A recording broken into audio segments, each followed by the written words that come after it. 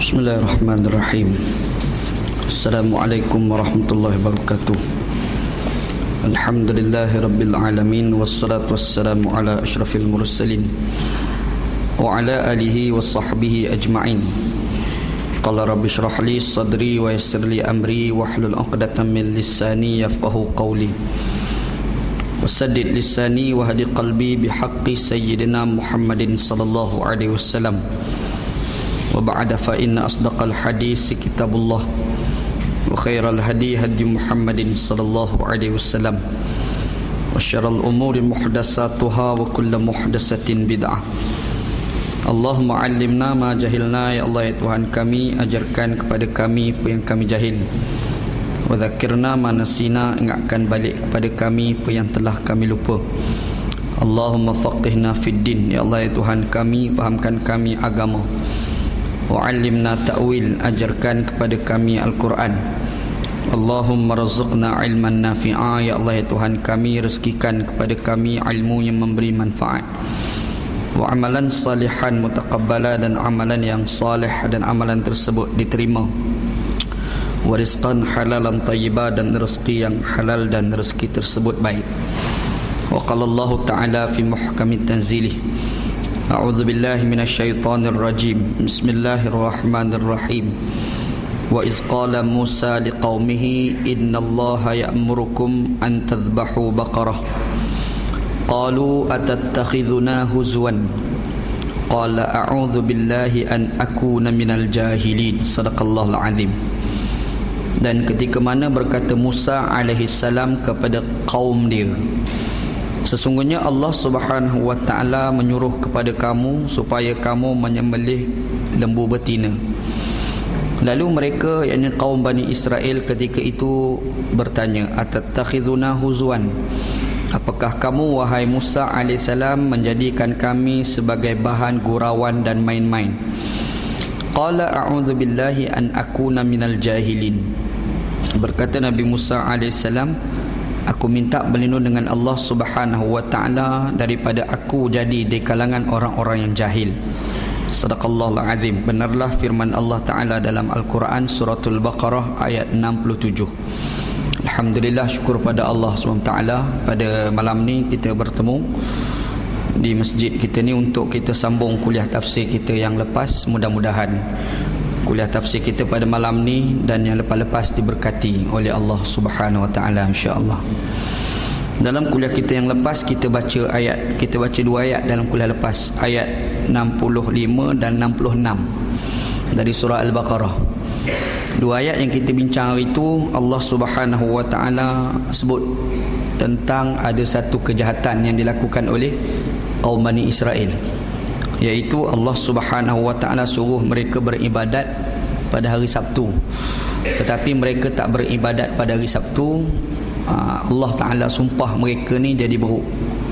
Jadi beruk. Orang dulu kalau tak sembahyang, Allah taala sumpah jadi beruk. Nasib baik Allah taala tak buat pada umat Nabi Muhammad pada hari ni. Kalau buat kita hari ni mati kita. Pergi dekat kedai mamak depan tu habis tukar jadi beruk habis. Ramai tak sembahyang zaman sekarang kan.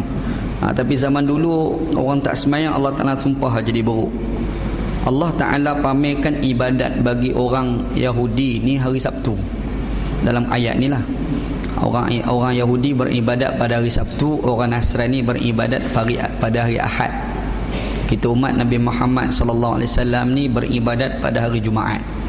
Hari lain pun beribadat juga, tapi hari Jumaat ni agak special sikit ibadat kita kan. Adapun umat dulu orang-orang Yahudi ni, diorang beribadat pada hari Sabtu, dan hari lain ni mereka boleh bekerja. Pada hari Sabtu mereka tak boleh bekerja walaupun sikit pun tak boleh kerja. Disebabkan mereka ni bekerja juga pada hari Sabtu, Allah Ta'ala sumpah mereka ni jadi beruk. Itu masalah mereka lah. Cumanya kalau kita cek dalam kitab-kitab tafsir yang kita kupas dah hari tu, sebenarnya mereka bekerja tu bukan bekerja secara langsung. Mereka buat hiyal, Arab sebut hilah. Macam mana hilah? Mereka buat laluan air itu pada hari Sabtu, buat laluan air pada hari Jumaat. Bila hari Sabtu ikan lompat-lompat, ikan masuk kat kawasan yang dia buat laluan tu, dan dia orang tutup. Pada hari Ahad baru mereka kutip ikan. Kira-kiranya mereka bukanlah bekerja pada hari Sabtu. Mereka betul-betul bekerja pada hari Jumaat dengan hari Ahad. Cumanya pada hari-hari biasa tu ikan tak datang, tapi bila hari Sabtu tu ikan melompat-lompat, banyak sangat ikan datang kat situ. Jadi bila ikan banyak datang tu, hari Jumaat tu lah dia orang rancang buat laluan ikan dan buat lubang supaya ikan boleh masuk. Hari Ahad tu dia orang kutip. Tindakan mereka tu nampak macam mereka bukan bekerja pada hari Sabtu. Mereka bekerja pada hari Jumaat dan juga bekerja pada hari Ahad. Hari Sabtu tak bekerja, cumanya hilah yang mereka lakukan itu pun dibenci oleh Allah Subhanahu Wa Taala, menjadikan Allah Taala sumpah mereka ni jadi buruk. Tu sumpah Allah Taala lah kepada kaum Bani Israel. Di sinilah menjadi dalil bahawasanya hilah ni dilarang di dalam Islam. Di hilah ni ada dua jenis. Satu hilah yang dibenarkan, satu lagi hilah yang dilarang. Hilah yang dibenarkan, hilah yang dilarang. Hilah yang dibenarkan ni macam berlaku pada Nabi Ayub alaihissalam. Nabi Ayub alaihissalam dia sakit. Kalau kita baca kisah Nabi Ayub dalam Quran, Allah Ta'ala pamerkan Nabi Ayub alaihissalam ni sakit kulit. Kulit dia ni jadi berbau. Yang jaga dia tu adalah isteri dia. Satu hari isteri ni hati dah cakap yang dia ni rasa nak berpisah lah daripada suami. Dia tak tahan dengan sakit suami ni, dia tak tahan dengan bau yang keluar daripada kulit suami dia. Rupa-rupa je hati yang terlintas, benda yang terlintas dalam hati isteri ni diketahui oleh Nabi Ayub AS. Dia Nabi ni Allah Ta'ala bagi satu kemampuan untuk dia membaca hati-hati manusia. Jadi dia boleh tahu. Bila dia tahu tu menyebabkan Nabi Ayub AS ni dah bersumpah. Dia kata kalau sekiranya isteri dia tu baik, kalau sekiranya dia baik daripada sakit, dia nak pukul isteri dia 100 rotan. Tiba-tiba baik sungguh. Bila baik, dia nak pukul isteri dengan 100 rotan tu jadi sebersalah. Bila sebersalah tu macam mana nak buat? Masa itulah Allah Ta'ala beritahu pada Nabi Ayub AS, jangan pukul 100 rotan, tapi ambil rumpun ataupun ambil rumput tu, 100 rumput tu pukul sekali. 100 kali pukul tu pun dah macam 100 kali kita pukul dah. Yang tu ada dikisahkan di dalam Al-Quran. Yang tu pun panggil hilah, tapi hilah yang dibenarkan. Ataupun hilah lain, contoh macam berlaku pada diri Nabi SAW. Ya, Nabi SAW pergi kat satu kawasan itu namanya Khaybar. Orang Khaybar ni dia orang ada satu keistimewaan, iaitu buah kurma dia orang ni sedap. Dia orang ni pandai kambungkan antara pokok dan pokok tu dan menghasilkan buah kurma yang sedap. Ini kelebihan orang Khaybar pada ketika itu. Nabi SAW pergi di Khaybar, Nabi makan buah kurma, Nabi sedap buah kurma kat sini. Nabi Muhammad pun tanya pada mereka macam mana mereka urus jual beli dengan kurma itu. Mereka bagi tahu kalau kurma diorang tu yang terbaik, kalau contohlah kita letak anggaran sekarang ni macam 1 kilo, bagi 1 kilo yang baik, nanti orang sana bagi kepada kita dengan 2 kilo kurma yang tak baik. Nabi tak bagi. Nabi SAW tak bagi kerana tindakan itu adalah riba. Jadi macam mana nak berniaga pada ketika itu? Nabi Muhammad kata jangan buat tukaran antara kurma dan kurma, tetapi jual kurma tu, ambil kurma 1 kilo tu jual lah dengan harga RM20 sebagai contoh. Lepas tu RM20 tu kamu dah dapat, beli pula kurma yang tak baik itu dengan RM20 dapat 2 kilo. Yang tu dipanggil hilah. Hilah ini dibenarkan di dalam Islam. Tapi ada satu lagi hilah yang dilarang dalam Islam ni. Ayat cerita tentang Bani Israel yang mereka ni pergi buat laluan ikan itu pada hari Jumaat dan mereka kutip ikan pada hari Ahad. Hari Sabtu tu diorang tak bekerja. Tindakan itu adalah hilah. Hilah yang dilarang dalam Islam, menyebabkan mereka disumpah oleh Allah Ta'ala menjadi buruk. Ni Allah Ta'ala pamerkan. Satu. Yang kedua, dalam ayat ni juga ada perbincangan di kalangan ulama-ulama tafsir tentang ada satu tajuk dia panggil Al-Maskhu. Al-Maskhu ni lebih kurang macam teori evolusi yang dipopularkan oleh Darwinism. Kalau orang baca buku pasal sains-sains ni, dia akan jumpa satu nama Darwin kan. Ada ahli-ahli falsafah kafir lah, orang Yahudi lah. Dia buat satu teori, nama ni, teori tu orang panggil teori Darwinism. Darwin, orang tu nama Darwin kan. Teori evolusi yang manusia ni kononnya dakwaan Darwin berasal daripada buruk. Tu pun satu masalah juga tu. Jadi macam mana sebenarnya teori Mungkinlah buruk tu kaum Bani Israel tu lah, dia lah kot, bukan kita lah kot. Kita ni berasal daripada Nabi Adam AS. Asal-asal kejadian manusia tu daripada Adam AS. Cumanya beranak, tengah-tengah tu ada kaum Bani Israel yang mereka ni ingkar perintah Allah Ta'ala, disumpah jadi beruk. Tak tahulah, mungkin Darwin duk kata manusia berasal dari situ kot. Dia punya analisa tu agak tak jauh sangat. Dia nampak kadar beruk tu, dia tak pergi atas daripada beruk tu, iaitu cerita tentang asal manusia daripada Adam alaihissalam. Dia melihat manusia tu daripada sudut kaum Bani Israel, mungkin dia tak tengok daripada sudut-sudut yang lain. Tetapi kalau kita cek dalam hadis Nabi sallallahu alaihi wasallam, ada satu hadis riwayat Al-Imam Al-Bukhari. Nabi sallallahu alaihi wasallam ada mempamerkan satu hadis, fuqidat ummatun min bani Israel. Nabi sallallahu alaihi wasallam ada sebut dalam satu hadis, kata Nabi sallallahu alaihi wasallam, hilang satu umat di kalangan Bani Israel. Hilang satu umat di kalangan Bani Israel. Dan Nabi kata la uraha illa fa'run. Aku rasalah, aku tak rasa kecuali ia adalah tikus, kata Nabi sallallahu alaihi wasallam. Hadis riwayat Imam Al-Bukhari. Dan Nabi sallallahu alaihi wasallam ditanyalah para sahabat, kenapa boleh anggap macam tu? Jawapannya adalah lam yashrabha illa lam yashrab albanal ibil. Yang tikus ni dia tak minum susu unta, tetapi dia minum susu kambing. Jadi wallahu a'lam. Jadi ada satu hadis Nabi riwayat Al-Imam Al-Bukhari yang dia menggambarkan rupa-rupanya ada satu kalangan Bani Israel yang hilang, kemungkinan itu jadi tikus, kemungkinan. Wallahu a'lam. Ana baca pun aku dari juga mula-mula hadis tu kan. Dan bila kita baca dalam satu kitab tafsir yang ditulis oleh Imam Tahir Ibn Ashur, nama kitab dia Tahrir wa Tanwir. Dalam kitab tu disebut, dia kata kenapa ulama-ulama fiqh mengharamkan kita makan gajah. Ada tajuk tak boleh makan gajah. Alasan dia kata kemungkinan gajah itu berasal daripada Bani Israel. Wallahu alam. Yang ni benda-benda pelik. Semua nota tu ada. Kalau rajin buka kitab tafsir, dia akan jumpalah cerita-cerita pasal begitulah. Wallahu alam. Ana nukilkan ni apa yang kita tengok di dalam kitab-kitab tafsir. Allah Ta'ala sumpah mereka jadi beruk yang hina, dan Allah Ta'ala nyatakan ia merupakan nakalan lima baina yadayha wa ma khalfaha wa mau'izatan lil muttaqin. Allah Ta'ala kata, Allah Ta'ala sumpah jadi beruk ni merupakan nakalan, pencegahan daripada Allah Subhanahu wa Ta'ala dan peringatan kepada orang-orang bertakwa dengan Allah Subhanahu wa Ta'ala. Allah Ta'ala buat jadi beruk pada Bani Israel ni sebagai peringatan kepada Bani Israel itu sendiri, supaya Bani Israel itu jangan duk langgar arahan-arahan Allah. Dan rupa-rupanya peringatan kepada umat yang bertakwa kepada Allah Ta'ala, iaitu umat Nabi Muhammad sallallahu alaihi wasallam. Kenapa Allah Ta'ala kata wa mau'izatan lil muttaqin, peringatan bagi orang bertakwa? Sebab umat Nabi Muhammad sallallahu alaihi wasallam takkan jadi beruk. Umat Nabi Muhammad takkan jadi beruk. Tapi bila Allah sebut nakalan lima baina yadayha wa ma khalfaha, dia sebagai pencegahan bagi mereka yang berada pada zaman itu dan mereka yang selepas daripada itu. Allah Ta'ala pamerkan dalam ayat tu, nak bagi tahu tu yang ini merujuk kepada kaum Bani Israel. Tapi Allah Ta'ala sambung ayat, kata Allah wa mau'izatan lil muttaqin, peringatan bagi orang bertakwa. Kenapa Allah Ta'ala pamerkan mau'izatan lil muttaqin, peringatan bagi orang bertakwa? Merujuk pada umat Nabi Muhammad sallallahu alaihi wasallam. Umat Nabi Muhammad Allah Ta'ala tak akan sumpah jadi beruk. Alhamdulillah lah. Nasib baik Allah Ta'ala buat lagu tu pada umat Nabi Muhammad sallallahu alaihi wasallam gitu. Cuma yang tu kita dah bincanglah dalam kuliah kita yang lepas. Hari ni insya-Allah kita masuk ayat ni. Kata Allah Subhanahu wa Ta'ala, wa iz qala Musa liqaumihi innallaha ya'murukum an tadhbahu baqarah qalu atattakhidhuna huzwan qala a'udzu billahi an akuna minal jahilin. Kata Allah Subhanahu wa Ta'ala, dan ketika mana berkata Musa kepada kaum dia. Dalam kuliah kita lepas kita ada sebut Nabi Musa AS bila dia panggil pengikut dia akan panggil dengan kaum. Berbeza dengan Nabi Muhammad sallallahu alaihi wasallam. Nabi Muhammad sallallahu alaihi wasallam bila dia panggil umat dia tak akan panggil kaum, dia akan panggil ummati, umat aku.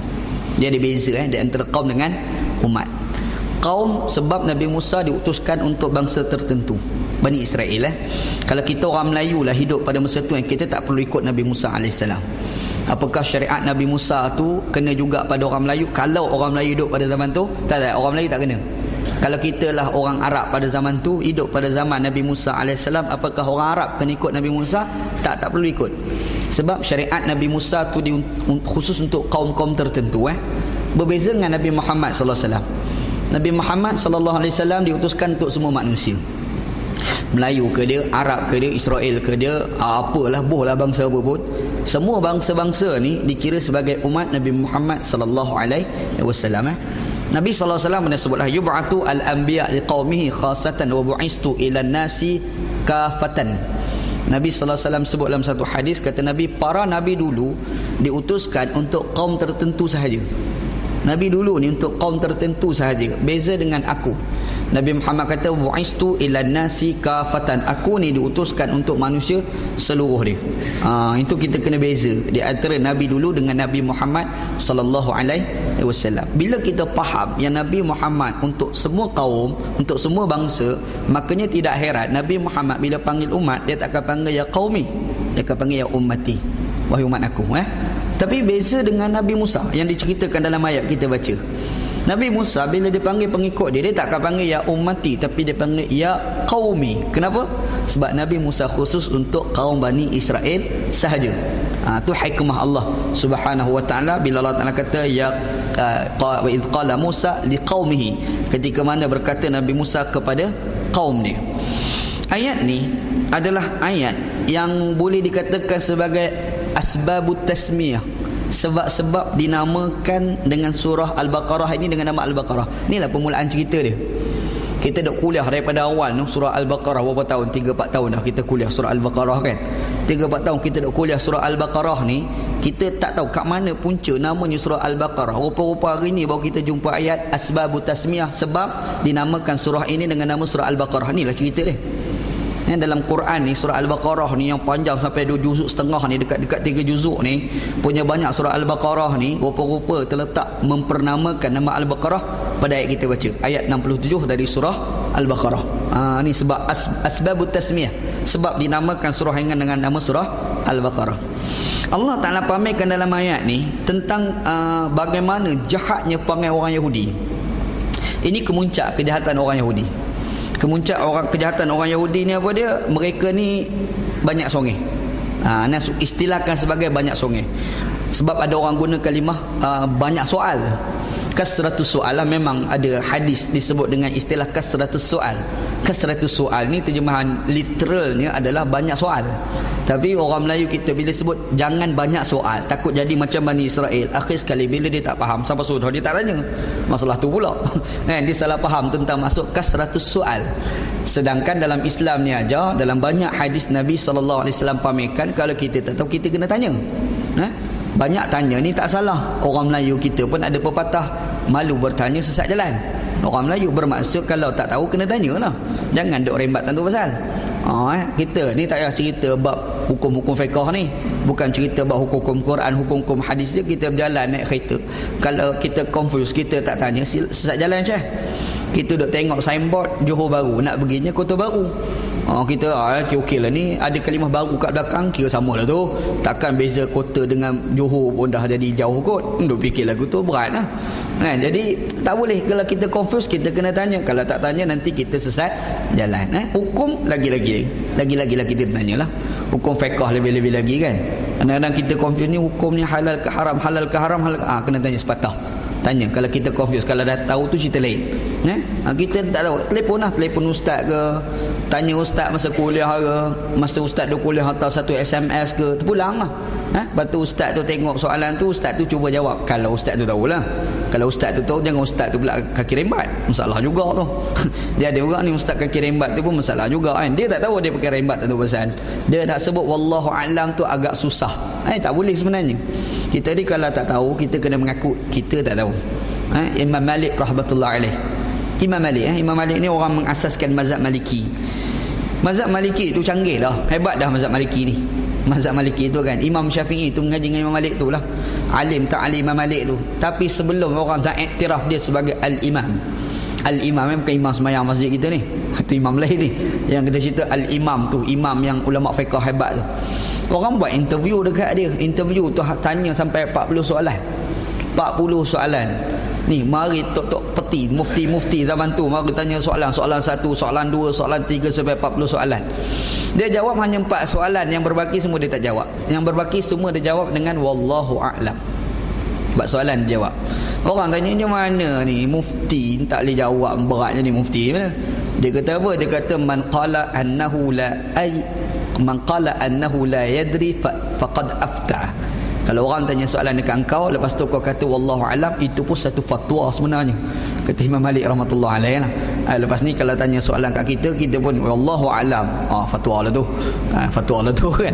Itu pun satu fatwa Imam Malik sebut. Imam Malik kata man qala annahu la yadri faqad afta. Siapa yang kata dia tak tahu, maka itu pun merupakan satu fatwa. Bermaksud banyak soalan tu, 40 soalan tu banyak je tak boleh jawab. Yang dia jawab ni betul, dia confirm baru dia jawab. Ada satu cerita lah, wallahu alam, sejauh mana benar cerita ni, berkait dengan kononnya Al-Imam Syafi'i rahmatullah alaih. Wallahu alam. Imam Syafi'i rahmatullah alaih ni satu hari dia naik keldai. Duk naik zaman dulu tak ada kereta-kereta ni, keldai lah kenderaan paling A zaman tu kan. Habis-habis tinggi naik unta ni macam sekarang kita naik Mercedes tu lah, naik BMW tu lah. Kalau orang naik keldai tu macam kita naik kancil, naik Viva macam tu lah. Jadi cerita je Imam Syafi'i rahmatullah alaih ni dia naik keldai lah, standard Imam Syafi'i. Imam Syafi'i ni kau orang kaya, dia orang miskin Imam Syafi'i. Jadi dia naik lah keldai. Naik keldai tu, masa di atas keldai tu ada orang tanya pada Imam Syafi'i. Imam Syafi'i dia tanya Imam Syafi'i, kaki keldai ni berapa agak? Boleh tanya soalan. Kaki keldai yang kamu naik ni berapa agak? Imam Syafi'i ni tak terus jawab, dia turun dulu. Dia turun daripada keldai, dia kira 1, 2, 3, 4. Dia kata 4. Dia tanya, kata kenapa duk kira macam tu? Dia kata takut-takut ada 3, mana tahu. Kan? Dia nak confirm tu. Nak point Imam Syafi'i ni, dia nak jawab soalan tu, dia kena confirm dulu. Betul tak? Padahal memanglah kedai tu kaki 4. Kan? Macam orang tanya lah, berapa bilangan tayar kereta dekat kereta awak tu? Kita kata 4. Contohlah, nanti orang dia stikai tak 5. Mana satu lagi? Tu dalam bonet tu. Jadi situ pula kan. Jadi nak jawab tu biar confirm tu sana. Dia confirm dulu baru dia jawab. Dia tak ada agak-agak tu dia tak jawab. Jawapan senang, wallahu alam. Kalau dia tak confirm kan. Itu sikap lah, itu sikap yang berlaku pada ulama-ulama dulu. Kalau rajin baca satu kitab Al-Halal wal Haram fil Islam, karangan Dr. Yusuf Al-Qaradawi. Dekat awal mukaddimah tu, Qaradawi ada sebut, dia kata ulama-ulama dulu ni sukar untuk mengatakan itu halal, itu haram. Dia sukar. Dia agak susah nak kata ni haram ni, dia tak boleh nak cakap. Kalau dia cari-cari dalil tak jumpa, dia akan kata la uhibbuhu. Aku tak suka hukum tu. Masa nak? Ni boleh ni Syekh hukum halal ke haram, dia tengok Quran tak cerita, hadis tak cerita, segi pendalilan pun tak pun nak kuat, dia pun la uhibbuhu, aku tak suka. Dah. Akrahuhu, aku benci benda tu. Nampak? Ini standard ulama dulu lah. Sekarang senang, halal haram kita pun termenung, ini halal haram saja ustaz ni. Tu sekarang nak cerita ulama dulu, dia agak berhati-hati ketika mengeluarkan fatwa. Tu ulama dulu lah. Ulama dulu, masya-Allah. Ulama dulu ni kadang-kadang kita kaji cara mereka mengkagumkan, serius, betul-betul mengkagumkan. Kita tengok macam contoh Imam Malik, Imam Abu Hanifah rahmatullah alaih. Imam Hanafi tu bukan calang-calang ulama. Imam Hanafi ni bukan calang-calang ulama. Dia ni kalau berhujah ni kita mengkagumkan. Quran dalam kepala otak ni, Quran ni macam kita dak Google hari ni.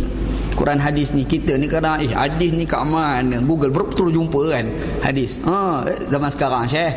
Zaman sekarang Imam Abu Hanifah ni macam Google hari ni dah. Imam Hanifah tu kan. Kita hari ni confuse Google. Kita zaman kalau orang dulu confuse pergi jumpa Imam Abu Hanifah. Imam Hanifah ni hadis. Qala Rasulullah bumbang-bumbang baca rasa-rasam. Itu benda canggih kan. Tu nak cerita ulama-ulama dulu. Ulama-ulama dulu kan tak ada. Ustaz apa hukum ni? Bagi ana 5 minit. 5 minit tu sebenarnya tengah Google lah tu. Dia tengah Google cari telefon sahih kata dia, pandai sahih, padahal qala al-Google. Bukan qala al-Imam, qala al-Google. Syekh Google tu tolong jawab kan. Tapi itulah ulama dulu. Kalau nak banding ulama sekarang, jauh langit bumi. Kehebatan ulama dulu dengan ulama sekarang mengkagumkan. Sekarang ada seorang ulama, nama tengah popular, Dr. Abdullah bin Bayyah nama dia. Syekh Dr. Abdullah bin Bayyah. Kalau rajin duk search internet tu, cuba cari ulama yang nama Dr. Abdullah bin Bayyah. Ni ulama hebat Dia ni tak boleh cakap Arab. Dia tak boleh cakap Inggeris, dia boleh cakap Arab Dia boleh cakap Arab dengan Perancis. Ni ulama ni Dia duduk dekat Saudi tapi asal daripada Mauritania. Orang hebat masya-Allah. Zuhud, cukup zuhud.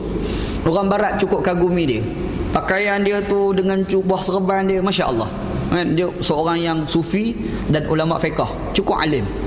Ada seorang wartawan daripada barat nak pergi interview dia. Biasa nak pergi interview ni, cerita sama wartawan ni. Wartawan ni dia tengok style pakaian Dr. Abdullah bin Bayah ni, Syekh Abdullah bin Bayah ni, dia kata ini memang konservatif ni.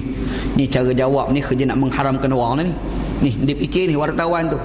Tiba-tiba pergi tanya soalan, dia jawab, terkejut wartawan orang putih kau tu, hebat dia ni kan, mengkagumkan. Ada seorang ulama tengah mencipta nama, dia buat satu badan nama Ta'zizus Salam, memperkasakan keamanan. Bukan perkasa yang Malaysia ni, mengkukuhkan keamanan. Macam mana keamanan perlu disebarkan. Dia buat satu badan dan dia buat promosi macam mana kita nak suburkan keamanan di dalam dunia Islam. Masya Allah. Ana semalam dengar ceramah dia dalam internet, dalam bahasa Arab lah. Dia cerita tentang ISIS ni berlaku kan, ISIS apa Boko Haram, apa satu nama, Boko Haram ada satu lagi keluar tu kan, geng-geng yang buat teroris. Dia tolak, dia kata dah, ini Islam tak ajar macam ni, Islam tak ajar sebegini, Islam ni ajar keamanan. Pergi bunuh orang tak tahu pasal ni bukan cara Islam. Wal'iyadzubillah. Sekarang ni keluar pula baru ni Paris ni lah, pasal surat khabar. Yelah, surat khabar tu pun jahat juga. Tengok kartun dia tulis lukis tu kan, ya Allah, jahatnya. Ana tak pernah tengok, ana pun tak tahu surat khabar tu, cerita majalah orang putih tu kita tak pernah tahu pun. Kononnya kartun satira. Dia buat kartun satira yang dia ni bukan sekadar hina Islam, dia hina Yahudi, dia hina Nasrani, dia hina semua agama, dia hina. Sebab geng ni geng ateis, dia orang tak percaya Tuhan. Tiba-tiba ada orang pergi tembak matilah, katanya pelukis kartun tu kan. Cumanya dunia ni terus-terus ini semua kerja orang Islam. Wallahu a'lam. Padahal tak sesat lagi, tapi dah tuduh orang Islam buat. Tapi walau bagaimanapun segi Islam tu sendiri, Islam ni ajar pada kita, kalau contohlah dia lukis kartun tentang menghina Nabi Muhammad sallallahu alaihi wasallam, kita nak bertindak itu kena fikir panjang juga. Kita nak pergi serang, nak pergi bunuh tu pun kena fikir panjang. Sebab Islam ajar pada kita, bila kita nak bertindak, jangan kita buat satu tindakan yang memburukkan keadaan. Biar kita bertindak boleh menghilangkan keburukan, bukan menambah lagi keburukan. Jangan macam tindakan Taliban dulu masa merintah Afghanistan. Anda ingat cerita Taliban ni masa tu anda belajar di Pakistan. Tok Guru Wana Maulana Salimullah Khan ni salah seorang ahli majlis syura Taliban masa tu. Taliban sekarang tak ada merintah lah, jadi geng-geng celah bukit lah kan. Dulu masa dia orang memerintah, dia orang ni pergi bom tau satu patung besar, patung Buddha, patung Bamiyan orang panggil. Besar patung tu, bukit sebiji tu satu patung. Bukit besar tu macam ni dia pahat jadi patung, wallahu alam. Hebat kan, ni teknologi orang dulu lah. Masa tu nak belajar Pakistan. Jadi cerita ni bila bom patung Taliban, patung Bamiyan, Taliban bom patung Bamiyan tu, antara yang buat statement awal ni Dr. Yusuf Al-Qaradawi. Yusuf Al-Qaradawi dia tak setuju tindakan Taliban, bahkan dia kata tindakan itu menyalahi dengan kaedah Islam. Qaradawi ni dia pergi Afghanistan, berjumpa dengan wakil daripada Mula Umar masa tu. Mula Umar. Siapa dia? Namanya Maulana Said Saqif nama dia. Berjumpa, berdebat sakan lah. Berdebat di antara Qaradawi dengan Maulana Said Saqif tentang bom patung Bamiyan tu kena dengan syariah atau tidak. Paju hujah Qaradawi kata tak boleh bom. Sebab patung tu perlu dibezakan di antara dua istilah. Yang pertama dia panggil Al-Asnam, satu lagi dia panggil At-Tamathil. Al-Asnam patung berhala yang disembah, At-Tamathil ni patung-patung perhiasan. Patung dalam muzium tu dipanggil At-Tamathil. Dalam Quran Allah Ta'ala pernah cerita tentang istana Nabi Sulaiman AS. Dalam istana Nabi Sulaiman tu dia ada patung-patung At-Tamathil.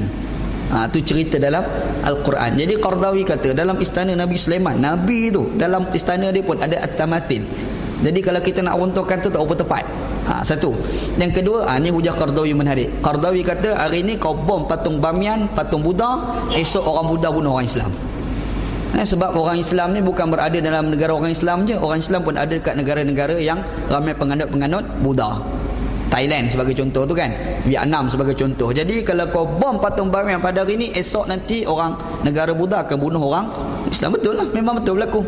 Apa yang berlaku lepas pada tu kita tengok kejadian berlaku di Takbai. Ingat dulu macam mana orang Islam dibunuh beramai-ramai di Takbai kan. Ni kesan daripada tindakan yang kita bertindak, kita tak fikir implikasi buruk yang bakal berlaku. Qaradawi dah sebut, ni berlaku pula satu lagi ni orang hina satu hina Nabi sallallahu alaihi wasallam tu memang tak boleh lah, haram, tak boleh lah. Kita kena fikir macam mana orang yang hina Nabi tu berhenti daripada hina Nabi Muhammad sallallahu alaihi wasallam. Tapi bertindak itu pun kena fikir panjang supaya tidak memberi implikasi buruk kepada agama Islam. Tu masalah besar lah, masalah. Allahu Akbar. Tak tahu macam mana ni dunia pada hari ni lah, dunia langit terbuka ni macam-macam boleh berlaku. Cuma orang Islam sendiri kena pandai macam mana nak berinteraksi dengan media pada hari ni, begitu insya-Allah. Hai, jauh pergi, tak masuk ayat lah mungkin. Okey, sini balik. Jadi cerita aja orang Yahudi dia perangai jahat orang Yahudi ni. Allah Taala ungkit balik perangai jahat dia orang ni. Ungkit. Apa tujuan ungkit? Ungkit perangai jahat ni kadang-kala boleh dikatakan perlu, ada kala orang jahat. Contoh kata orang tu dia dulu miskin, lepas tu jadi kaya. Masa kaya dia belagak, tak tahu pasal. Macam mana kita nak bagi orang ni berhenti daripada belagak dia? Kadang-kala caranya adalah kita pergi jumpa dengan dia, kita bagi tahu kat dia yang kau tu dulu miskin, kau ni belagak masa kaya. Dia pahal dulu kau pun miskin juga. Kita bagi ungkit cerita miskin dia supaya dia belagak tu berhenti daripada belagak. Orang Yahudi ni jahat. Jadi jahat dia tu pada zaman Nabi sallallahu alaihi wasallam. Masalah dia jahat tu satu part, dia perasan jahat yang dia buat tu adalah baik. Tu masalah. Kalau orang tu dia buat jahat, dia tahu benda yang dia buat tu adalah jahat, alhamdulillah, okey, alhamdulillah.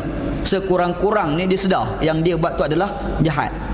Yang masalah besar, dia buat jahat, dia kata benda jahat dia buat tu baik. Tu kacau. Yang tu memang masalah besar. Masalah susahlah hari ni orang dah anggap benda yang dikatakan jahat itu sebagai baik. Hari ni dah berku dah. Allah bising ni 2-3 hari ni pasal apa K-pop. Ana ni tak pernah tahu K-pop tu datang apa. Tak pernah tahu. Ni bising K-pop buka Facebook K-pop ni gapo dia. Kita tak tahulah, ingat kuih ke apa mana tahu. K-pop tu singkatan daripada kuih pop, mana tahu. Mana tahu kan. Rupa-rupa ni cerita pasal ni lah. Ada anak-anak muda kita ni lah, budak-budak perempuan ni kan. Anak-anak gadis kita ni yang bagus-bagus ni pakai tudung tu bagus dah, alhamdulillah lah. Pakai tutup cantik dah tu aurat tu, yang pergi peluk dengan mamat K-pop tu apa. Kacau ni rosak berlaku pada hari ni. Wallahu alam. Tapi susahlah kita nak marah budak-budak tu. Masalah yang dok buat tu orang besar-besar. Tu masalah. Bukan cerita budak-budak tu, orang besar-besar standard menteri-menteri pun dok panggil lagu tu juga. Mari hero Hindustan tu dia tengok dengan muka kawan tu hidung mancung, kulit putih hitam. Dia pun syok. Dia sendiri peluk dengan hero Hindustan tu. Jadi pelik apa anak muda rakyat biasa dia pakai. Tu masalah nak cerita lebih jadi masalah. nak bagi tahu tu bila benda buruk dianggap sebagai baik, rosak. Dia buat benda buruk tu dia rasa macam okey apa? Rare kan? Dia kata inilah cool. Cool habis saya masalah. Inilah cool. Kalau kita tak setuju, ini sudah skema. Ini adalah poyo. Rosaklah. Ni tak boleh. Benda buruk adalah buruk, benda baik adalah baik. Jadi ada sekarang ni dah berlaku satu fenomena yang tak apa cantik. Benda buruk dianggap sebagai baik. Kita kena ingat yang perasaan buruk itu dirasakan baik. Ini berlaku pada Bani Israel. Bani Israel ni mereka merasakan kejahatan yang mereka buat ni adalah satu benda yang baik. Ni benda ni macam mana nak tegur ni? Macam mana nak tegur? Allah Taala ni ungkit cerita ni di hadapan orang Yahudi pada zaman Nabi Muhammad sallallahu alaihi wasallam supaya baik yang mereka rasa tu sebenarnya bukan baik, buruk. Ni Allah Taala ungkit dalam ayat yang kita baca. Apa cerita ni? Cerita ketika mana berkata Musa kepada kaum dia. Musa ni cakap pada kaum dia. Cakap pasal apa? Kata Nabi Musa, innallaha ya'murukum an tadhbahu baqarah. Sesungguhnya Allah Subhanahu wa taala menyuruh kamu sembelih lembu betina. Cerita sembelih lembu betina kan. Ayat ni asal-asal cerita dia berkait dengan ada dua riwayat lah. Yang pertama riwayat kisah seorang lelaki, kalau baca dalam kitab tafsir Imam Ibn Katsir dengan tafsir Imam Fakhruddin Ar-Razi, dua tafsir dia mari dua riwayat. Yang pertama cerita tentang ada seorang lelaki tua aqiman. Aqim ni maksudnya orang tu mandul lah, dia tak ada anak. Dia orang tua, anak tak ada. Lepas tu dia ada harta yang banyak. Bila harta dia banyak, lepas tu tak ada dah orang lain yang boleh mewarisi hartanya kecuali anak saudara dia. Jadi anak saudara ni fikir macam nak rembat harta pak saudara ni. Macam mana nak rembat harta pak saudara dengan segera? Tak ada cara lain, kata dia adalah faqatalahu, bunuh kawan tu. Dah bunuh, betul macam mana nak cover line? Tak nak nampakkan yang kita pergi bunuh orang tua tu. Dia nak cover line tu. Macam nak cover lain tu, cara dia thumma ihtamalahu laylan fa wada'ahu ala babi rajulin minhum. Dia pun ambil mayat tadi tu, dia pergi letak dekat pintu rumah orang lain. Bila letak rumah orang lain, apa jadi? Thumma asbaha yadda'ihi alaihim hatta tasallahu. Dia ambil mayat letak kat rumah kawan tu, seorang hamba Allah ni. Pagi esok tu sedar, orang gitu dah, dia tu bunuh, tuan rumah tu bunuh. Bila bunuh ni nafi, bila aku bilang bunuh, bila nafi bunuh, tuduh bunuh, hampir-hampir mereka ni tasallahu, saling angkat senjata antara satu dengan yang lain. Ustaz nak perang, nak bergaduh ni. Bila dekat-dekat nak bergaduh tu, apa berlaku? Waraqiba ba'duhum ila ba'din. Seorang lain duk maki kawan tu, kawan ni maki kawan tu, duk maki-maki, hampir-hampir bergaduh. Qala dzurra'i minhum wan nuha. Adalah orang tua sikit. Dia orang tua ni dengan orang muda dia beza pendekatan. Orang tua pendekatan dia agak lembut. Orang tua ni radikal. Kalau orang muda radikal, orang rasa tak macam muda. Kebiasaan kalau anak muda mesti radikal kan. Tapi orang tua tak. Orang tua ni dia tak boleh radikal. Kalau orang tua radikal, kita pelik-pelik. Pelik ni orang tua ni. Kita rasa pelik tau. Dia kaedah orang tua dengan orang muda ni je lain. Orang tua ni dia agak slow, orang muda ni agak laju. Kedua-dua tu perlu bersekali. Dia tak boleh diasingkan. Sebab bila laju, orang tua bahagian tarik. Orang tua biar orang tua saja pun tak boleh, sebab nanti slow pakai mat. Dia kena ada orang muda tukang tarik. Macam tak? Dia saling mengukuhkan antara tua dengan muda. Anak muda nak bergaduh dah ni. Tapi ni orang tua kata tak boleh, jangan dok bergaduh lagu ni. Alama yaqtulu ba'dhum ba'dan wa hadha Rasulullah fikum. Macam mana kita nak bunuh-bunuh ni? Sedangkan di kalangan kita ni ada Rasul, iaitu Nabi Musa AS lah. Baik, kita pergi tanya dia macam mana kita nak selesaikan masalah ni. Jadi apa yang berlaku? Fa'atu Musa AS. Mereka pun pergi jumpa Musa AS. Bila jumpa Nabi Musa AS, fadzakaru dzalika lahu. Mereka cerita semua tu kat Nabi Musa AS. Bila Nabi Musa diceritakan perkara itu, faqala Musa, innallaha ya'murukum an tadhbahu baqarah. Kata Nabi Musa AS, ni Allah Ta'ala suruh korang sembelih lembu betina. Itu satu riwayat. Riwayat yang kedua pula, cerita dia, lelaki itu tua, ada anak saudara nak rembat kereta ni. Macam nak buat, cara dia adalah, budak ni dia pergi bunuh orang tua ni. Bila dia bunuh orang tua ni, lepas dia bunuh tu, dia pergi jumpa dengan Nabi Musa AS, budak yang bunuh tu. Riwayat tadi kata bukan budak tu pergi jumpa Nabi Musa. Riwayat yang kedua ni budak tu sendiri pergi jumpa dengan Nabi Musa. Dia pergi tanya Nabi Musa AS, ni macam mana aku nak tahu orang yang bunuh pak saudara aku ni? Nampak dia bunuh, dia pergi tanya Nabi Musa, siapa bunuh? Pandai. Dulu lagi mengelak daripada orang nak tahu dia tu pembunuh. Ni strategi dia lah ni. Jadi bila bagi tahu macam tu pada Nabi Musa, faqala Nabi Musa AS, ansyudullah man kana indahu min hadza ilmun illa bayyanahu lana. Kata Nabi Musa AS, ni lah aku nak tanya korang ramai-ramai lah, agak-agak lah di kalangan korang, ada tak boleh selesaikan masalah ni? Nabi Musa tanya dulu di kalangan kaum Bani Israil, ada tak ramai-ramai? Qala falam yakun indahum ilmun. Seorang pun tak boleh bagi jawapan. Tak ada. Bila tak ada bagi jawapan, apa yang berlaku? Fa'aqbal qatil ala Musa alaihi salam. Jadi orang yang membunuh tu pergi jumpa dengan Nabi Musa alaihi salam. Ni sekali lagi pembunuh ni pergi jumpa sekali dengan Nabi Musa alaihi salam. Faqala lahu, dia kata pada Nabi Musa. Apa kata dia pada Nabi Musa alaihi salam? Anta nabiyullah. Engkau ni bukan orang lain, kau ni Rasulullah, kau ni Nabi Allah. Kalau engkau Nabi Allah Ta'ala, fas'al lana rabbak an yubayyina lana. Kau tolong doa pada Allah Ta'ala, biar Allah Ta'ala perjelaskan kepada kami macam mana orang tua ni kena bunuh. Pandai. Ni strategi Mamat ni, untuk tak nampakkan dia tu sebagai pembunuh. Apa yang berlaku? Nabi Musa doa sungguh. Fasa'alahu rabbahu. Nabi Musa pun doalah pada Allah Subhanahu wa taala. Fa'auhallahu ilaihi. Allah Taala pun wahyukan kepada Nabi Musa alaihissalam, innallaha ya'murukum an tadhbahu baqarah. Allah Taala suruh kamu sembelih lembu betina. Cerita sembelih lembu betina. Cuma yang masa nak boleh ke sembelih tu cerita panjang. Cerita tu ada sambungan ayat lah. Kita pendekkan cerita. Dia orang ni kata nak sembelih ke tak mau, nak sembelih ke tak mau, nak sembelih ke tak mau. Dalam keadaan ada sangsi nak sembelih tak mau tu, ketika itu mereka ni pergi jumpa dengan Nabi Musa AS. Dia orang pergi tanya Nabi Musa, ni lembu yang kita nak sembelih ni warna apa? Tanya warna boleh. Lepas tu warna kuning keemamasan. Alamak, ada jawapan pula. Balik mesyuarat pula, tanya pula, ni Musa, lembu ni pernah awak bajak ke tidak? Ada soalan lain pula. Banyak songeh sungguh bapak ni. Yang tu dikatakan banyak songeh tu. Apa tak? Ni banyak songeh ni lah panggil orang Yahudi ni. Bukan banyak tanya ni, kalau tak tahu tanya tak apa. Yang kita sebut ni banyak songeh. Apa makna banyak songeh? Allah Ta'ala bagi satu perintah pada kita, kita tak nak buat, kita banyak soal. Kita ni ada anak kita ni duduk kat rumah, duduk tengok TV, tengok cerita Doraemon. Anak tengok cerita Doraemon tahan lagi, bapak tengok cerita Doraemon memang kacau, jiwa kacau. Contohlah kan, anak tengok cerita Doraemon, tetamu datang rumah, bila tetamu datang rumah kita nak buat teh, gula tak ada. Ni gula tak ada, kita cakap pada anak kita tengok cerita Doraemon, tu tak pergi kedai beli gula ni, rumah tak ada gula ni. Ni budak ni dia syok tengok cerita Doraemon, dia tak nak pergi beli gula, nak tengok cerita Doraemon, macam mana nak buat? Dia kita tanya ayah dia, ayah gula tu jenama apa? Tanya jenama boleh.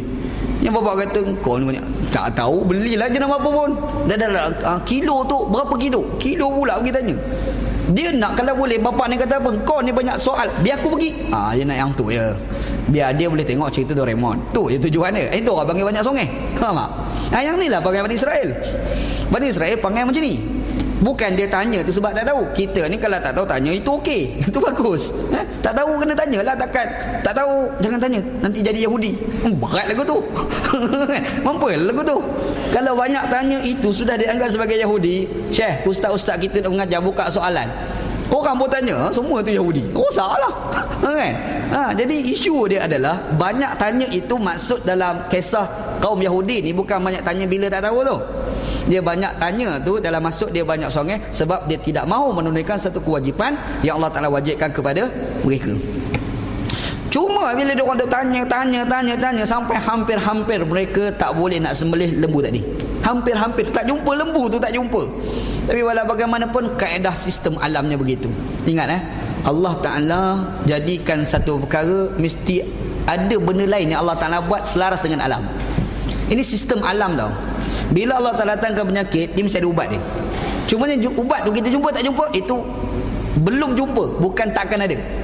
Kita belum jumpa je, bukan benda tu tak ada langsung, tak ada.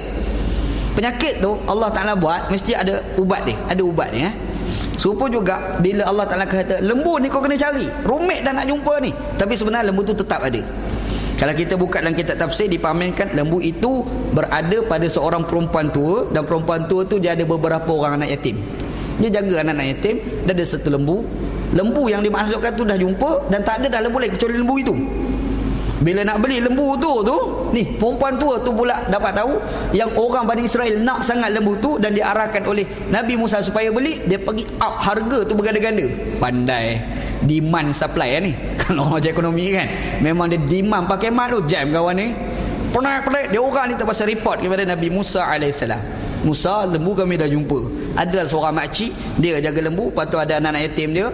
Tapi Masya Allah dia letak harga apa kita sengit nak beli. Nabi Musa kata tetap beli lembu itu, kena sembelih lembu tu. Nabi Musa tetap buat arahan lagu tu. Apa yang berlaku? Kena beli juga. Beli lembu mahal. Beli sampai perempuan tu kata apa? Setiap kulit itu dengan harga nilaian emas. Setiap kulit lembu tu semua dengan harga nilaian emas. Punya mahal lembu tu. Ni berapa harga wallahu alam. Kalau ada kat Malaysia ni memang tak terbeli. Kan? Ni cerita beli. Dia beli, apa berlaku? Sembelih. Konsep sembelih ni bukan cerita baru. Putus halqum, urat merih, baca dengan nama Allah Ta'ala tu kan. Sembelih itu sebenarnya bukan cerita berlaku pada umat Nabi Muhammad sallallahu alaihi wasallam sahaja, bahkan ada pada umat dahulu. Yahudi pun ada sembelih tau. Azan dulu ke? Tak, straight masuk dah waktu kan? Azan dulu. Seminit lagi tu boleh terus. Okey, jadi cerita sembelih ni dia bukan hanya ada dalam syariat Nabi Muhammad je. Sembelih ni ada dalam syariat orang Yahudi, orang Nasrani. Sebab itu sembelihan Ahlul Kitab boleh dimakan. Quran sendiri mengakui sembelihan orang Yahudi dan Nasrani boleh dimakan.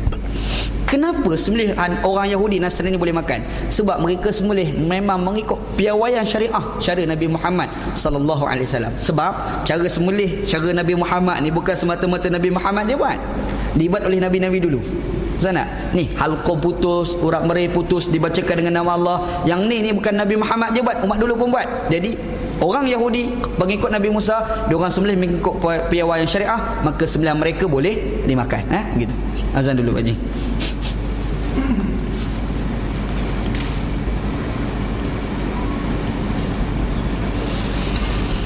Allahu Akbar. Astagfirullah.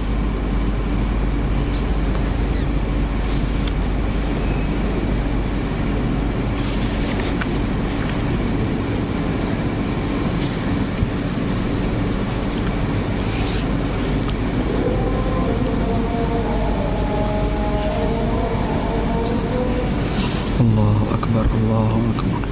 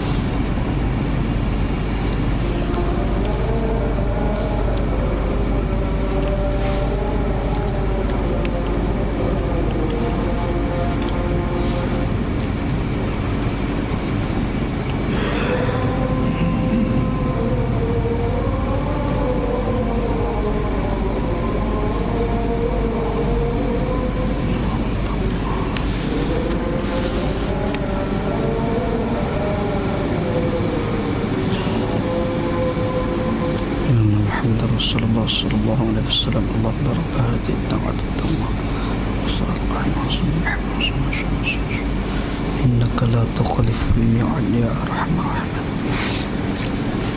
Bismillahirrahmanirrahim. Baik. Sembelihan orang Bani Israel itu kita boleh makan kalau ikut. Sebab apa? Sebab cara sembelihan mereka tu serupa. Sebab itu ada orang tanya soalan dekat Dr. Yusuf Al-Qaradawi. Benda ni ada dalam kitab Fatwa Ma'asarah. Orang naik kapal terbang pergi kat negara orang putih, bagi contoh kan, kadang dia masalah bab makan, masalah dalam bab makan. Qaradawi fatwa, kalau kita duduk kat negara barat, dan negara barat tu adalah negara orang Kristian, sembelihan mereka ni kita boleh makan. Sembelihan mereka ni kita boleh makan. Kalau kita kata tak boleh makan, tak makan mana gitu kat sana, kan? Jadi ada keringanan tu diberikan oleh syariah. Lebih-lebih lagi Quran sendiri mengizinkan makan sembelihan orang bukan Islam yang berbentuk kaum Bani Israel tadi. Khilaf yang berlaku di antara Syafi'i dengan mazhab lain daripada Syafi'i. Syafi'i dengan mazhab Hanafi khilaf. Dalam mazhab Syafi'i rahmatullah alaih, sembelihan itu mesti yang tukang sembelih itu orang Islam. Mesti orang Islam dan juga orang Ahlul Kitab. Dia mesti Yahudi dan mesti Nasrani, Yahudi Nasrani yang sah. Sebab dia ada Yahudi Nasrani yang tak sah. Ada. Macam mana Nasrani Yahudi yang tak sah? Kita sebut tadi, Yahudi Nasrani yang sah dia mesti keturunan Yahudi. Maknanya bin dia tu sampai ke Nabi Yaqub AS. Sebab agama Yahudi, agama Nasrani untuk kaum tertentu sahaja. Tapi sekarang kita dah jumpa orang Cina yang beragama Kristian. Betul kan? Ada orang India yang beragama Kristian, ada orang Arab yang beragama Kristian. Apakah mereka ni boleh dikatakan sebagai Kristian yang sah? Kalau kita tengok pada asas bagi agama mereka, itu adalah Kristian yang tak sah. Sebab apa? Sebab mereka ni bukan keturunan Bani Israel. Nampak?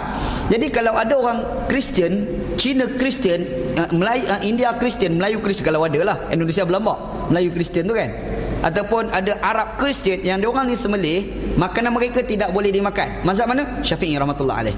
Mazhab Syafi'i rahmatullah alaih mengatakan sembelihan yang sah adalah sembelihan orang Islam dan sembelihan Ahlul Kitab yang sah. Ingat Ahlul Kitab yang sah. Berbeza dengan mazhab Hanafi. Mazhab Hanafi dia letak asas sembelihan itu ikut piawaian syariah, walaupun yang tukang sembelih itu orang bukan Islam sekalipun. Mazhab Hanafi. Maksudnya dalam mazhab Hanafi, kalau ada seorang Hindu dia pergi sembelih, sembelihan dia putus halqum, urat merih dan dibacakan dengan nama Allah, sembelihan itu sudah dikira sebagai sah dalam mazhab Hanafi. Misalnya, sebab apa? Sebab dia berujuk pada ayat Quran. Ayat Quran mengatakan sembelihan yang dikatakan tak sah itu adalah sembelih yang tidak dibacakan dengan nama Allah.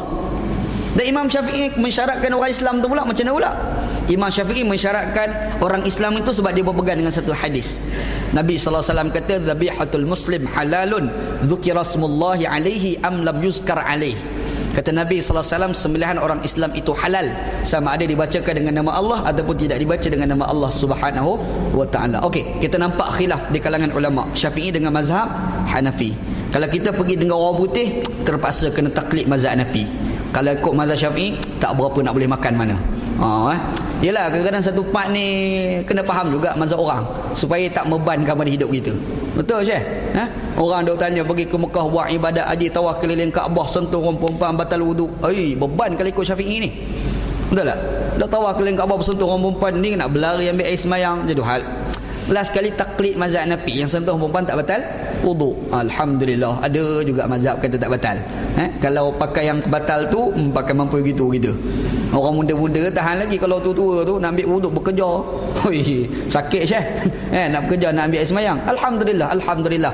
Allah Taala bagi wujud kepelbagaian mazhab, rupa-rupanya ada kemudahan kepada kita. Alhamdulillah, gitu. Tak apa. Jadi terus sembelih lembu tadi. Kaum Bani Israel ni disuruh sembelih lembu. Dia apa sembelih? Bila dia sembelih, Nabi Musa mengarahkan supaya mereka mengambil satu anggota daripada lembu yang disembelih itu. Ada riwayat kata tulang, ada riwayat kata ekor lembu, dan ada riwayat kata kaki lembu yang kanan di hadapan. Ambil anggota tu, buat apa? Pukul pada mayat tadi. Mayat yang mati kena bunuh. Bila pukul, mayat tu bangkit bercakap. Ambil kau. Bangkit bercakap. Bila bangkit bercakap, dia bagi tahu siapa bunuh tu. Ni yang anak saudara aku nak tembak kata aku tu yang bunuh. Oh, kantoi orang tu. Cerita ni Ni cerita ni adalah kitab tafsir.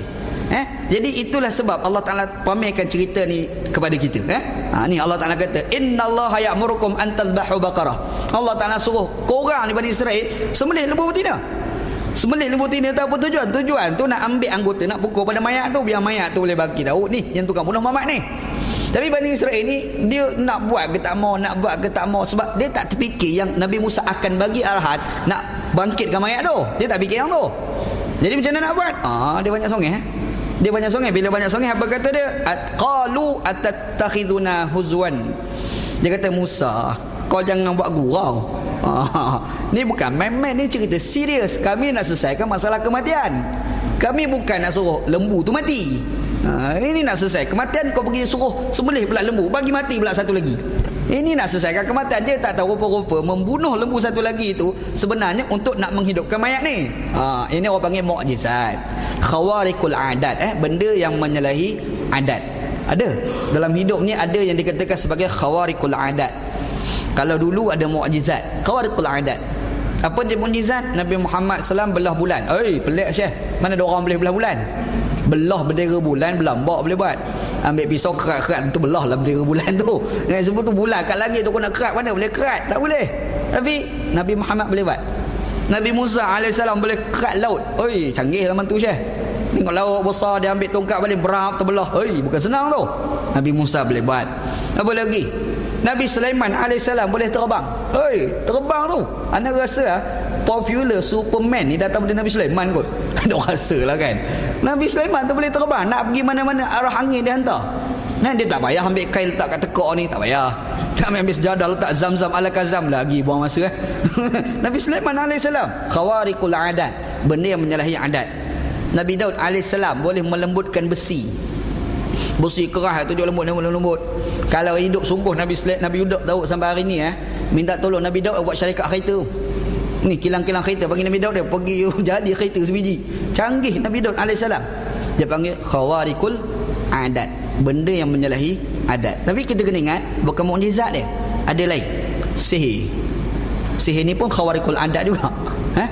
Ni kadang-kadang berlaku orang kena sihir. Kita ni tengok Mamat ni biar betul, tengok merapu baca Quran lebih kurang nampak sihat pula. Dok sihat lepas tu masuk je cakap merapu. Kita kata berlakon ke apa? Bukan berlakon, memang dia lah tu. Sihir dia pun khawarikul adat, sihir. Apa lagi? Karamah. Ini para wali lah, anugerah daripada Allah Subhanahu wa taala. Dia karamah ni ada. Masalah yang suka nak dipercayai apabila orang tu mengaku dia ada karamah. Yang tu pelik. Anak ni ada karamah. Kau biar betul mengaku macam tu. Tu masalah tu. Tapi karamah tu memang ada. Kita tak boleh nafikan kewujudan karamah. Karamah tu memang ada.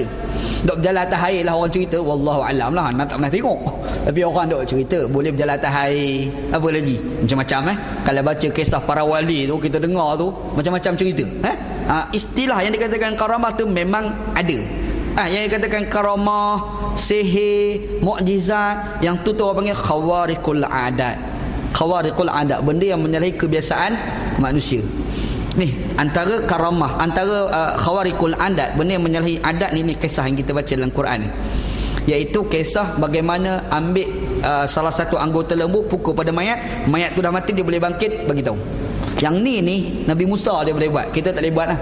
Ada orang mati kat tempat kita, contohlah pembunuhan mana-mana, datang polis ni, macam mana kita nak siasat forensik lah tu lah ni, semua tak dapat jawapan. Last sekali dia sembelih lembu. Ni kau faham tiru Nabi Musa, mampu tak hidup Muhammad tu. Memang tak hidup, dia sembelih lembu tu, kita orang makan kenduri sudah. Kan? Ini mukjizat yang Allah Taala bagi pada Nabi Musa alaihissalam. Dia kata, qalu atattakhizuna huzwa. Musa, apa ni? Kau ingat kami buat main-main ke? Buat main-main dengan kami ke? Ni kata kaum Bani Israil pada Nabi Musa alaihissalam. Kata Nabi Musa, qala a'udzubillahi an akuna minal jahilin. Kata Nabi Musa alaihissalam, aku minta berlindung dengan Allah Subhanahu wa taala bahwasanya aku daripada kalangan orang-orang yang jahil. Ini bukan kerja orang jahil, ini kerja orang yang diarah oleh Allah Subhanahu wa taala. Ada satu istilah yang dipanggil sebagai al-mazah. Al-mazah ni mana gurau. Ni kita nampak macam dia orang kata atattakhizuna huzwan. Musa, kau anggap kami ni gurau-gurauan. Ada orang terjemah lagu tu. Ada pula satu terjemahan atattakhizuna huzwan. Apakah kau jadikan kami ni main-main? Kita kena ingat yang tak boleh dalam agama ni adalah main-main. Bergurau tak apa. Bergurau dibenarkan dalam Islam. Yang kita bermain-mainkan agama, yang tu dilarang. Agama ni bukan benda main-main. Agama ni benda serius. Ingat Tapi kalau sekadar nak bergurau, yang tu tak apa, dibenarkan. Nabi Muhammad pun gurau. Ada 2-3 riwayat nak buat mari kat sini lah. Yang pertama, riwayatnya agak lemah sikit, tapi boleh ambil pengajaran. Nabi Muhammad pernah bergurau dengan Ali bin Abi Talib, menantu dia. Syekh, Nabi bergurau menantu. Kita nak bergurau menantu tu takut nak bergurau apa mentua. Kan? Nabi boleh bergurau dengan menantu pun boleh bergurau apa mentua. Nabi dengan Ali boleh bergurau. Cerita dia macam mana? Nabi Muhammad SAW makan kurma. Dia makan kurma, dia ambil butik kurma tu ada biji tu kan. Biji tu letak dekat depan Ali. Letak banyak lah. Lepas tu Nabi Muhammad bagi tahu, orang yang paling banyak makan kurma adalah orang yang paling banyak biji kurma. Dekat Ali tu lah. Jadi Ali ni pula boleh jawab. Dia kata orang yang paling teruk makan buah kurma, dia makan buah kurma sekali dengan biji-biji. Dia gurau dengan pak mentua boleh gurau dengan menantu lagu tu. Tu satu cerita. Cerita yang kedua, Nabi Muhammad SAW pernah bergurau dengan seorang sahabat namanya Nuaiman bin Amrin Al-Ansari radhiyallahu anhu. Nabi Muhammad pernah gambarkan dia ni seorang yang cukup suka bergurau. Nuaiman, dia punya bergurau dengan Nabi Muhammad pun suka bergurau. Canggih ni orang ni. Nama Nuaiman bin Amrin Al-Ansari radhiyallahu anhu. Cerita dia bergurau dengan Nabi SAW. Satu hari dia ni sakit mata. Dia mata sakit lah. Bila mata dia sakit sebelah, Nabi Muhammad pergi rumah dia. Nabi Muhammad SAW kata, kuat juga kau makan kurma walaupun mata kau sakit sebelah. Dia kata apa? Orang yang kuat makan kurma ni, dia makan mata sebelah satu lagi. Dia jawab depan Nabi sallallahu alaihi wasallam. Nabi dengar tu, Nabi ketawa sebab dia boleh bergurau dengan Nabi sallallahu alaihi wasallam. Dua. Kisah yang ketiga, Nabi Muhammad pernah bergurau dengan seorang sahabat nama Zahiran radhiyallahu anhu, sahabat Nabi. Macam ni dia gurau dua ni. Nabi sallallahu alaihi wasallam jumpa dengan dia, Nabi Muhammad peluk dekat belakang. Bila Nabi peluk kat belakang, dia pun, siapa ni? Dia tanya, siapa ni? Dia tak tahu Nabi kat belakang. Jadi bila dia tak tahu Nabi salam, dia pun pusing-pusing nak perhati, tiba dia terperasan nampak ciri-ciri Nabi kat belakang. Nampak, ni Nabi ni. Nabi nak gurau dengan aku. Masa dia tahu Nabi Muhammad ni nak gurau dengan dia, Nabi Muhammad kata, siapa yang nak beli hamba ni? Siapa? Dia bukan hamba, dia ni orang merdeka. Tapi Nabi nak gurau dengan dia. Ni dia kata pada Nabi Muhammad, kata, siapa nak beli hamba ni? Siapa nak beli hamba ni? Dia kata pada Nabi, ya Rasulullah, aku ni seorang yang kalau dijual tak laku. Dia kata macam tu. Nabi Muhammad kata, kamu laku di sisi Allah Subhanahu wa taala. Nampak? Nabi bergurau dengan sahabat. Nabi ni Syekh hebat juga dengan kawan. Apa lagi, ada satu lagi riwayat yang ni paling popular kita dengar lah. Nabi bergurau dengan orang tua. Seorang makcik tu lagi jumpa Nabi salam, dia kata, ya Rasulullah, doakan kepada aku supaya aku masuk syurga. Nabi kata, mana ada orang tua masuk syurga? Dia dengar, alamak jam. Nabi kata, mana ada orang tua masuk syurga? Dia dengar lagu tu, sudah aku ni dah tua-tua tak ada harapan masuk syurga. Menangis dia. Dia berbalik, rupa-rupa Minah ni dia pergi ambil serius. Makcik ni pergi ambil serius. Nabi Muhammad bila tahu dia ni sedih, Nabi pun hantar seorang bagi tahu pada dia, cakap ke dia baca Al-Quran. Apa ayat dia kena baca? Inna ansha'nahunna insya'a faja'alnahunna abqara urban atraba. Jadi kawan ni pun pergi baca ayat ni. Apa makna ayat tu? Kami jadikan ahli syurga ni, perempuan ni, faja'alnahunna abqara. Kami jadikan dia sebagai anak dara. Bukan sekadar anak dara, urban. Dia orang ni ada perasaan cinta yang terlalu tinggi. Atraban, umur mereka semua sebaya, tua-tua tak nak. Perempuan tu dengar, baru faham. Nabi gurau. Apa? Tu Nabi sallallahu alaihi wasallam hebat. Cuma kalau kita baca dalam hadis, Nabi Muhammad bila bergurau, dia ketawa Nabi sallallahu alaihi wasallam, Nabi akan tutup mulut. Kita ketawa kongkong-kongkang, anak tekak pun nampak. Gitu kan. Nabi ketawa, dia tutup mulut. Tu Nabi sallallahu alaihi wasallam. Dan Nabi Muhammad ketawa tak terbahak-bahak. Dia ketawa sikit gitu cukup. Tu Nabi tutup mulut. Tu Nabi sallallahu alaihi wasallam. Kita satu masjid brom-brom seorang dia seorang kan. Yang ni kacau. Ini kacau Okey, gambarannya bergurau ni tak salah. Yang kita nak cerita salah ni apabila orang tu bermain-main dengan agama. Dia panggil istihza. Istihza ni bermain-main dengan agama. Ataupun dalam ungkapan Melayu yang lain dia panggil memperolok-olokkan agama. Yang tu dilarang di dalam agama. Bani Israel memperolok-olokkan agama. Apa agama yang diperolok-olokkan? Arahan Nabi Musa AS diolok-olokkan. Kau ingat main-main ke? Nampak? Dia mempertikaikan Nabi Musa AS. Yang tu adalah tindakan orang jahil. Yang memperolok-olokkan agama, tindakan orang jahil. Nabi Musa kata, a'udzubillahi an akuna minal jahilin. Aku minta berlindung dengan Allah Subhanahu Wa Taala daripada aku ni jadi orang-orang yang jahil. Wal'aidzubillah. Tu cerita Nabi Musa AS dengan kaum Bani Israel. Bani Israel ni, kita tengok kat sini pun kita nampak degil dia. Ni gambaran degil ni lagi tu, insya-Allah kita akan bincang dalam kuliah kita akan datang.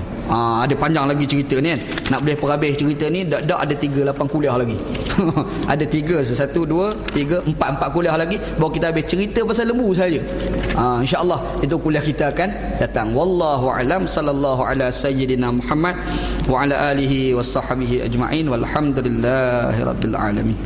Bismillahirrahmanirrahim. Alhamdulillahirabbil alamin wassalatu wassalamu ala asyrafil mursalin wa ala alihi wa sahbihi ajma'in. Allahumma rzuqna ilman nafi'a. Ya Allah ya Tuhan kami, rezekikan kepada kami ilmu yang memberi manfaat, wa amalan salihan mutaqabbala, dan amalan yang salih dan amalan tersebut diterima, wa rizqan halalan tayyiban, dan rezeki yang halal dan rezeki tersebut baik. Rabbana atina fid dunya hasanah. Ya Allah ya Tuhan kami, berikan kepada kami kehidupan kami dunia baik, fil akhirati hasanah, dan juga di akhirat baik. Wa qina adzabannar, selamatkanlah kami daripada azab api neraka. Wa sallallahu ala sayyidina Muhammad wa ala alihi washabbihi ajma'in walhamdulillahirabbil alamin.